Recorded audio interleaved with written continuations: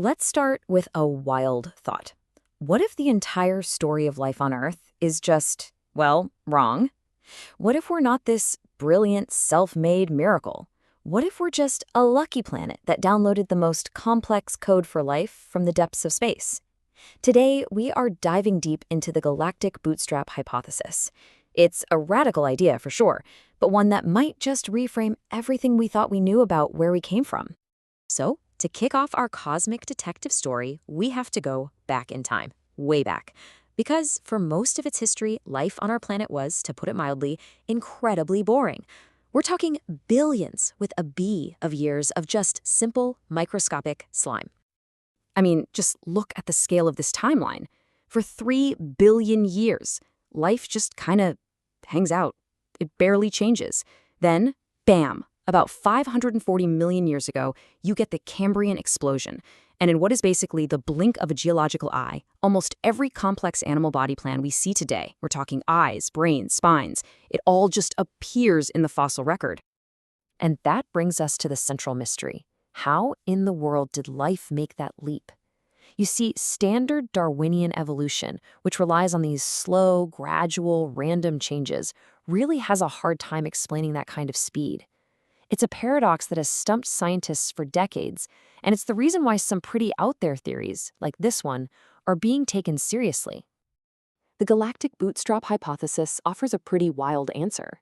It breaks down the origin of life into a 3-phase process. And phase 1, well, it doesn't even start on Earth. It starts in the vast cold factory of deep space.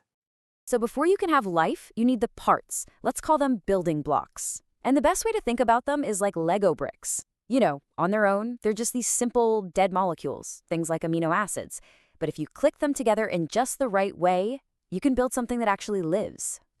And here's the kicker. We know these Lego bricks are made in space. The proof is literally falling out of the sky. The Murchison Meteorite that landed back in 1969, it was packed with amino acids. And just recently, Japan's Hayabusa 2 mission found uracil, which is a key part of RNA, one of life's essential genetic molecules, on an asteroid. So the point is, the universe seems to be mass-producing the hardware for life and delivering it everywhere. Okay, so the galaxy delivers the parts. But, just dumping a pile of Lego bricks into the ocean isn't going to build you a castle. You need an assembly line. And that brings us to phase 2, building a kind of bootloader right here on Earth. This assembly line creates something called a protocell. Think of it as the beta version of life. It's not fancy, it's just a simple little bubble that can eat and split.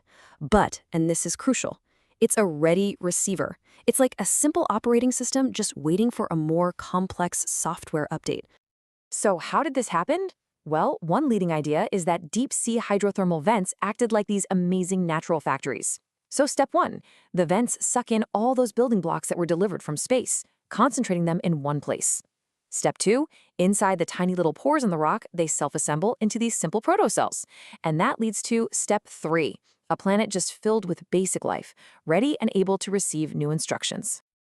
And this brings us to phase 3, which, not gonna lie, is the most mind-bending part of this whole hypothesis. The cosmic hardware has been delivered, Earth's simple operating system is up and running across the planet. Now, it's time to install the advanced software, a genetic update delivered from space. The biological mechanism that would even make this possible is a real thing. It's called horizontal gene transfer, and it's the ability of simple life to just, pick up new DNA from its surroundings, not just get it from its parents. Let's just break that down for a second. So vertical transfer is what we're all used to. You get your genes from your mom and dad. Simple. Horizontal transfer is like walking past a stranger on the street and instantly downloading their ability to speak French. It's a direct software update from the environment. So here's the core idea, the absolute heart of this whole thing.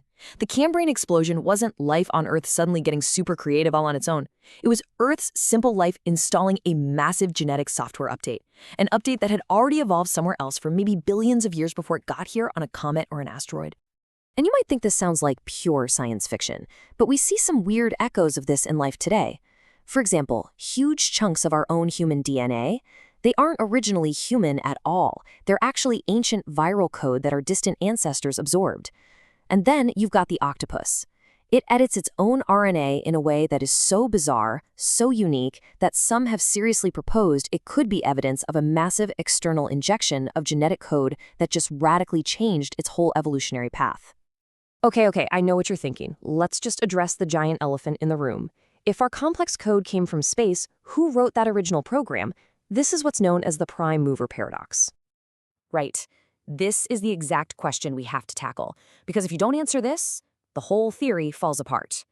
But the hypothesis doesn't just kick the can down the road. It actually offers a few potential and, frankly, pretty mind-blowing answers. So first possibility, a head start. The universe is almost 14 billion years old. Earth is only about 4.5 billion. The very first life in the cosmos could have had an 8 billion year head start on us.